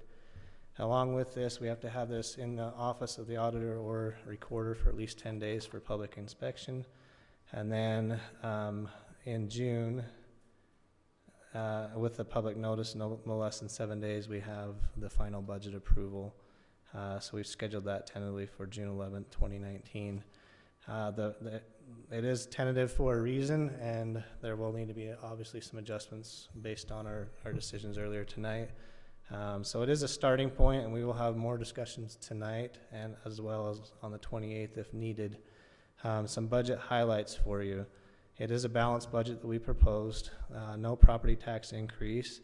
With this budget, we proposed to hire a full-time fire marshal, 2 full-time water maintenance workers, and move our IT person from part-time to full-time. In addition to that, some great additions or benefits to this proposal are in our area of insurance. So our medical insurance came back as a rate hold this year, which is awesome. Our dental came back. Actually, we are switching companies to recognize an 8% decrease in our dental insurance. Our workers' comp has been a highlight this year as well. Our E-mod, or our factor that determines how well we're doing, is well below industry standard. And as we sit right now, we haven't finalized that, but it will be at least a $20,000 decrease in the budget. As far as other items, we talked about the construction of the 3 million gallon water tank and some debt financing for that. We've also in here have the second phase of our radios for our culinary meters, another $150,000 designated. That should buy an additional 1,000 plus radios that we can add onto the system. As far as park maintenance facility, we do have a proposal in the budget to fund that facility. Obviously, we'll need more discussion on that. Also in here are some rate increases on utilities to include pass-throughs from Weaver Basin Water, Davis and Weaver Canal, also to fund our 2 new maintenance facility workers, as well as it stands right now at the park maintenance facility, an increase to help pay for that. With that, I'll turn that back over to you, Mayor. Thank you, Steve. And council, I'd like to underscore the word tentative. We are going to discuss budget items in our work session, and we're also going to discuss it in the work session on the 28th. So this is a tentative budget that we would like to at least and set a date for the public hearing. So, Corinne, do you want to begin the discussion here? Okay. On page, I don't know how deep into the weeds where we're going to have other discussions about this. So just one item that caught my attention was just the increase in the this year's recommendation for equipment and supplies and maintenance on on page 192 in the packet, for under community and economic development, it went from 9,850 to 13,400. I just wanted to know why it increased so much on that line item. And then I've got a few other questions, but All right. start there. So this is under CD. You're looking at equipment, supplies, maintenance. Yeah. From 9,800 to 13,400. What page are you on? It's 192 in the packet. Okay. And it's in the middle of the listing there. 1050. The biggest change in this line item is for our iWork system. That is our permitting system that we use to track all of our building permits. There was an increased fee on that permitting system. Along with that, we do have some enhancements with doing our business licensing online now. We are looking at and have the availability to start and look into doing online permitting for all of our single-family dwelling units. Within this next year, that's one of our goals to do so. Okay. Also, in that same page, is there anything that we can do to decrease our public notices, dear Cassie? Or are we just stuck with what it is? It's just increased so much. These are driven by development. A lot of it's development driven. So Development driven. Okay. these are notices to the public for amendments to plats, for new subdivisions, for things like that that are not really avoidable. Okay. If I could add to that too. Yes. When they're application driven, the application fee should also cover the cost of those. Okay, that's and great it does. to know, because yeah, just the dramatic increase from 1,300 to 5,000. But hey, if it's covered, woohoo! Okay, those are two of them. But if anybody else wants to jump in, Why don't we, if you've got a couple of questions, we are going to go into this heavy on the 28th. Okay. What we need to do is just set a date for the public hearing tonight and approve a tentative. Remember, it's tentative. then probably If you have big ticket items you want to discuss, we will, but the last thing would be about the parks maintenance for today. Should we? we're going to do that later. Okay. So we'll do that in a work session.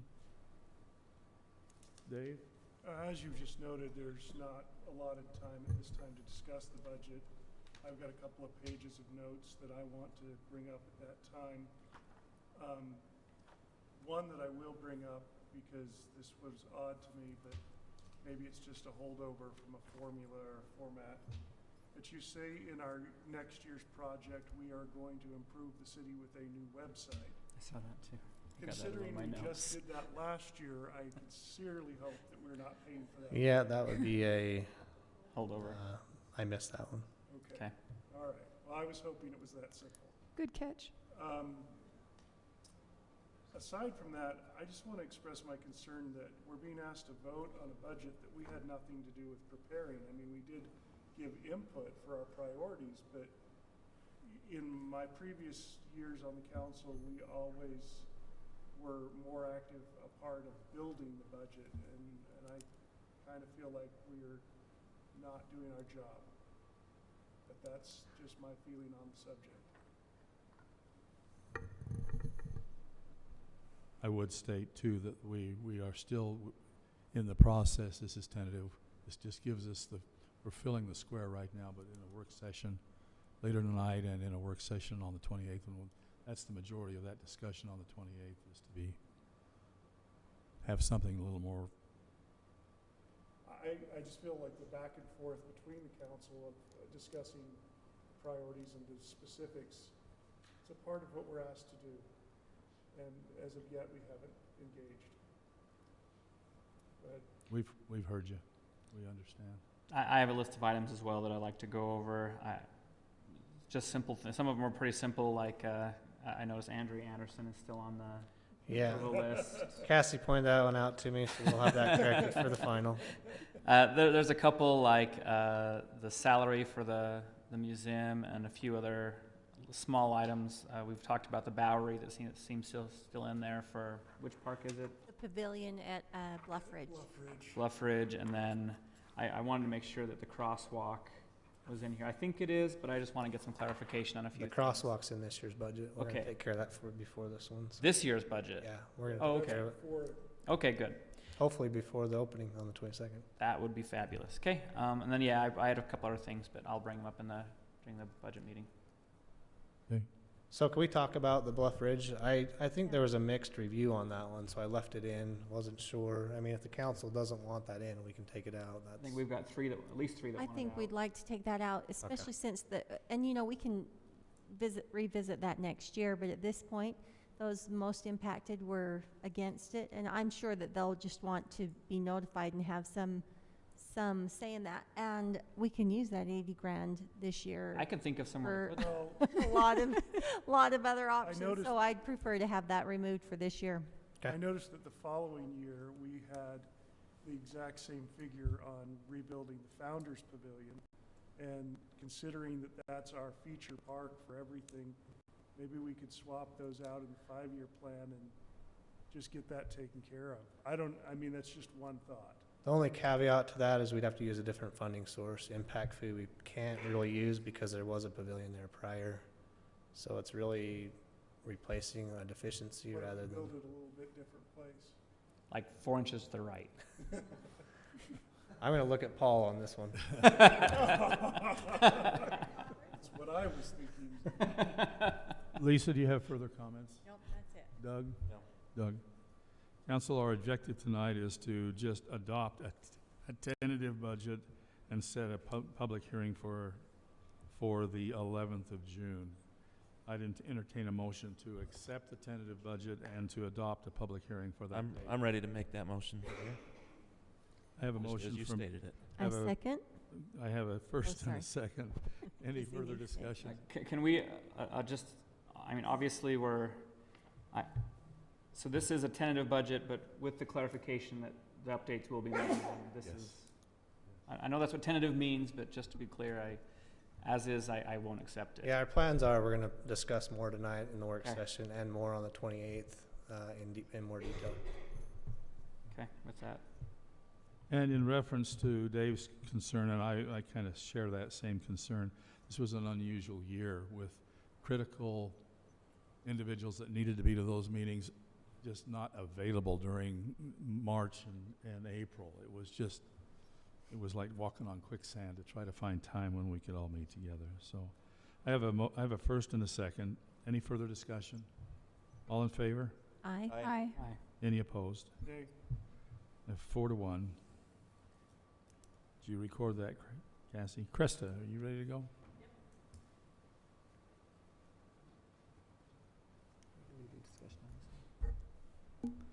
Okay, guys. The athletic field usage policy, we went over on the 23rd. And so I made all the changes that we had talked about.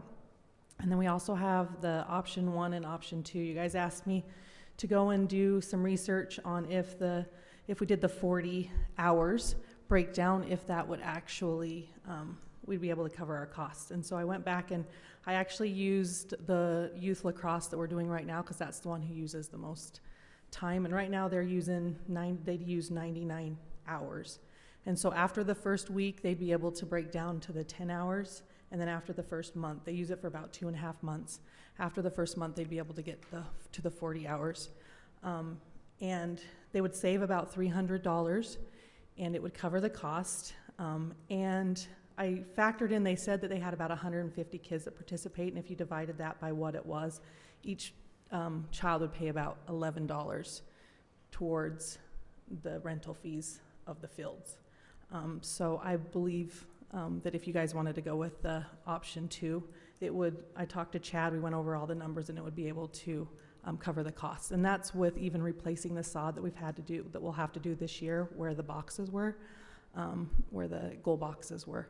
We had to do that at Founders Park, and we will have to do that at Linda Vista. So, okay? Council, any questions for Krista? For clarity? Dave, this is yours. I would like to defer to Mr. Savage. He does not get 2 chances to lead the discussion tonight, so I'll weigh in at the end and let him start. Is that even legal? You can yield I can yield my time. You can yield. So my only question is, So if there is a violation, is $100 going to cover the violation? I feel like generally when it's a violation, you want it to be a fairly, somewhat intimidating. $100 seems kind of weak sauce. Well, I mean, you can go up more. The $100 fine is just to say you came and played on our field and you didn't get permission to play on our field.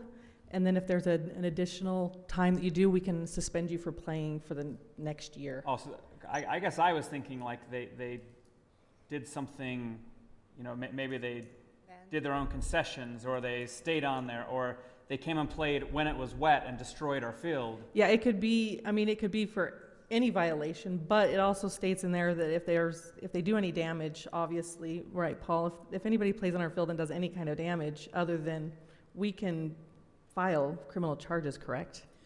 Well, that's if it's vandalism. I mean, Right. If they just are careless, then that's not going to be a criminal charge kind of a thing generally. I guess the only thing I would like to see is that be somewhat definable. Okay. Just to cover whatever the violation. If they came and played when they weren't supposed to and it was an inconvenience, okay, $100. But if they came and played in the middle of a rainstorm and we told them to stay off the field and they tear up a whole bunch of sod, okay, that's more like $1,000. Would that be covered under like criminal or? Only if you want to press charges. Right. I think we could put a section that says that there's a penalty, the $100 penalty, but additionally you're on the hook for if there's remediation necessary based on a violation. And then we'd have to pursue that in the small claims action, probably, which can be successful or not. Just depends on the person. Or just say it's between $100 and $1,000, depending on that way. And I'll be honest, the ones that actually come and fill out these forms and rent it have been great when we call. And we make sure that we're the ones who call and say, do not play on our fields, and we check. The problems that we have is people that just show up on our fields without doing these reservations. Okay. So hopefully when we get this intact, and then we'll be able to put up, signs that say there is a field usage agreement that you have to do and you can't, use our fields without it. So. I guess I'd at a minimum like to see either a higher fee or a range of fees depending on whatever occurred while they were there. You want to see higher fees what? Yeah, either higher fees or a graduated fee based on the severity of the violation, especially under the things I talked about. Okay. Lisa?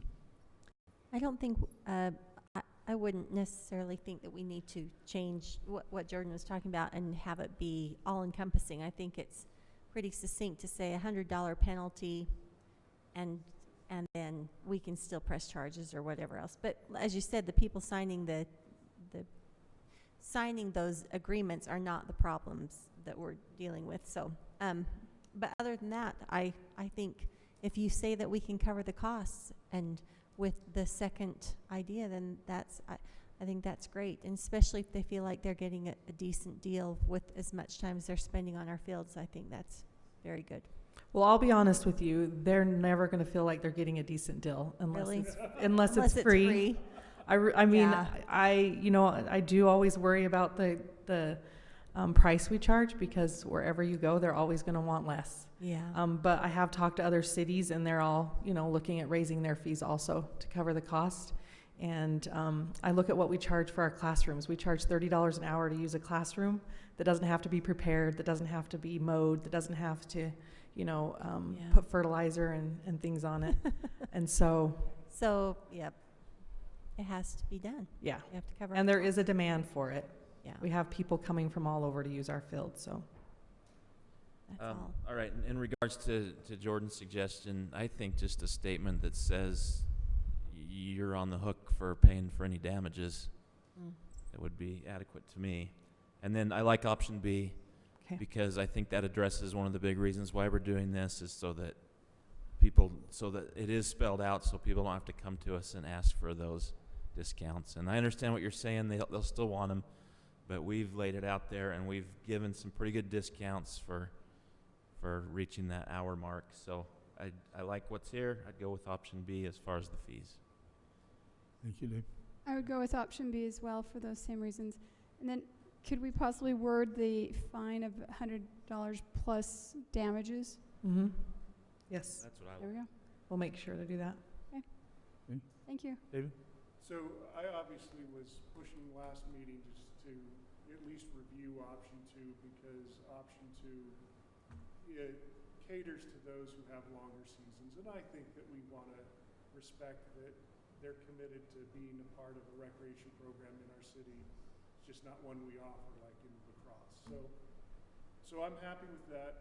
But in regard to what Jordan said, I kind of feel like we probably should make it a higher fee because we're only going to be able to charge it when we catch somebody. We still got to cover the damage when people do it behind our backs and nobody sees who it is.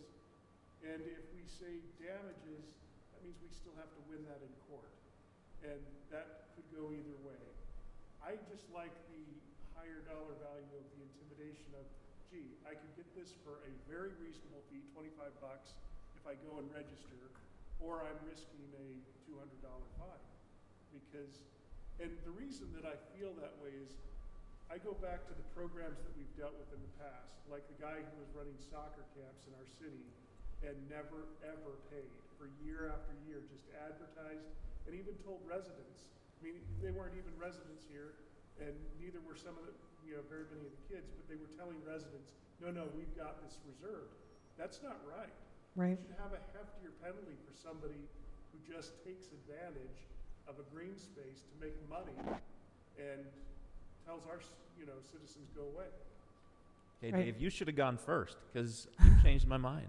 I agree with. Got a turn. No, I agree with that actually. Yeah, I mean, Told you to go first. You wanted a turn. I don't think I did. Okay. Let's give Cresta some direction then. How much? So I'm going to say 2 to 250, but I'm okay if it's just 2. I think we have to be high. There's just to be an intimidation factor of, gee, it's, I should just go register and pay the $25 for the fee. Jordan? I agree. Bigger stick, but other than that, it looks good. Lisa? I agree. Yeah, I'd go 250. You'd go 250. Oh, now you're punitive. Okay, so what is it, 2 or 250? It's 100 now. You're saying go up. 250. I would also like to add that they do get the pavilion too, because we can't rent the pavilion out when the whole park is being used. So they do get the benefit of having the pavilion there for the people that are there too, so. Well, I just love the version 2, and I think everybody else does. So I make a motion that we go with option 2 for our field rental policy, and that we raise the penalty for non-registered users that come and kick others off to $250. 250, and then you also want to add the Punitive damages, okay. Plus All damages. right. I have a motion. Do I have a second? Second. I don't know who was first. Who was the tie? I got it. You got it. got the first tie. You got it, Lisa. It's mine. Any further discussion? All in favor? Hi. Aye. Any opposed? I was just facing away from the mic. I would have been louder. Krista, would you record that as unanimous? Yes, and thank you so much that we finally have this And we policy. we Thank also you, Krista. demonstrated that you can yield your time and come back with strength. That's great. We are now in a public comment period. If there's anyone here representing the public that would like to address the council, something's been stimulated. I got nothing. You got nothing. You got- Hearing and seeing none, I'll close public comment. Council, let's start with Lisa and come through announcements. No announcements. Okay, Doug, Nothing for me. Corinne. Do you want me to Yes. tell? Okay. On the busy day of June 22nd, that we have so much going on. Sorry, not the 22nd. Pardon me. June 22nd, yes. Is it? Oh, I'm looking at the wrong month.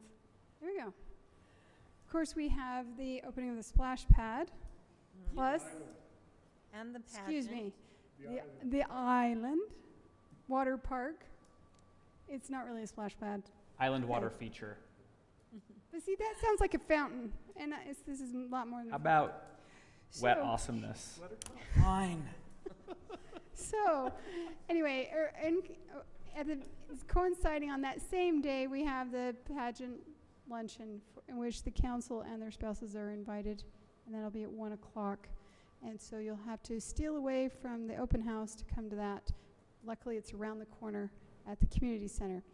And then also in conjunction with the splash pad, the Communities That Care Coalition has requested, and we've got the blessing of the mayor and with Krista, and to accentuate the open house for their kickoff as well.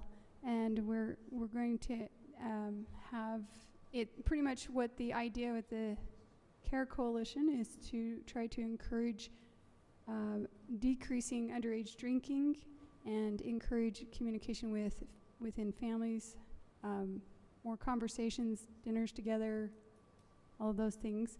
And where this is a family fun event, we feel like this will accentuate that. And so we're going to have information there to hand out, and also, but to provide it with activities. Like, for instance, we have a giant Jenga game to try to appeal to some of the older kids that have questions that are attached to the blocks. So as they take one out, there's a question and you have to answer and so forth. Anyway, and there's some other fun little games that we're arranging for. Plus we are, if we can get the funding, which we're hoping for, by way of beer tax money. Thank you, Chief, by the way, because the Care Coalition is a evidence-based structure, so they can qualify, and hopefully we will. We will be adding a voucher, like coupon, towards the food trucks, towards their meal. We're hoping to be like a $5 coupon, which everybody would love $5 off their meal. So hopefully this, like I said, will be an accentuation of that open house. So thank you. Thank you, and thank you, Corinne, for your work with the Communities That Care. That's a lot to have on your plate, too. David? So you all got my email report from the sewer board, and I just want to say thank you for those who reached back. Should that issue of paying for extra services, or at least extra lines that we never needed in the past, I now know how you get. I appreciate that. I also want to echo what they said as well. Yeah. They'd already said it, though. Okay. I'm sorry for not responding. Anyway, no, but I do appreciate your input. And it has not come to a vote, but it has bubbled forward to where they made us aware. That's just where we are. The Arts Council, I want to report, is busy working on their summer musical, which is Beauty and the Beast. It has been cast, tickets are on sale, and it's going to be great, especially for kids. We expect a very big turnout this year. That's all I have to report to the general public. That's in July, right? That will be, yes. In June. You know the dates? I don't off the top. It's that first week after. Okay. All right. Isn't it after the 4th? The week after the 4th? After the 4th. Yeah, Friday after the 4th. It starts and goes through the weekend. So Thursday, Friday, Saturday, Sunday. Jordan? All right, yeah. So as has already been teased, the grand opening of the island is coming up. It's going to be awesome. So all the people listening out there in YouTube land and everywhere else, because I'm the cast of thousands out there. So please come. We do want to make a special request that no Speedos, just because, please. Also, we have a ham radio course starting up in June, starting on June 5th. I know a lot of you out there want to get your ham radio license. This is an excellent backup for communications within our city. We have regular exercises monthly, as well as a few weekly, depending on where you live. And so we just want to try and get the word out that it will be starting on June 5th from 6:30 to 8 o'clock p.m. Tell your friends, your family, neighbors, hopefully they're your friends too. And it will be a 9-week course. And I think that's everything for me. Can I just add one quick thing on the island? Yes. So I've been asked by several people, have expressed, why are we waiting to open it? Because it looks like it's ready to go. just for those listening and that may not have caught the answers, because I've answered several people now, while we landscaped it, we still have to give it a little bit of time to take root. And that's all we're waiting for, so that we don't have to close it later and restore the landscaping. So that people understand, we want to finish this right. People are going to be all over that grass. We just want to give it a chance. Yep, our choice was sod it once or sod it twice. We chose once. Yeah. Corinne? Oh, really quick, that same evening will be the pageant, so please come. It's really fun, and the girls are fabulous, and they do a lot for the city. Closed by that point. Yes, the water park will technically be closed. The pageant should be at 7. Rhodey? So it's not closed. You have things? Technically not. I have nothing else outside of my manager's report, which was sent on Friday. Corinne did get it right on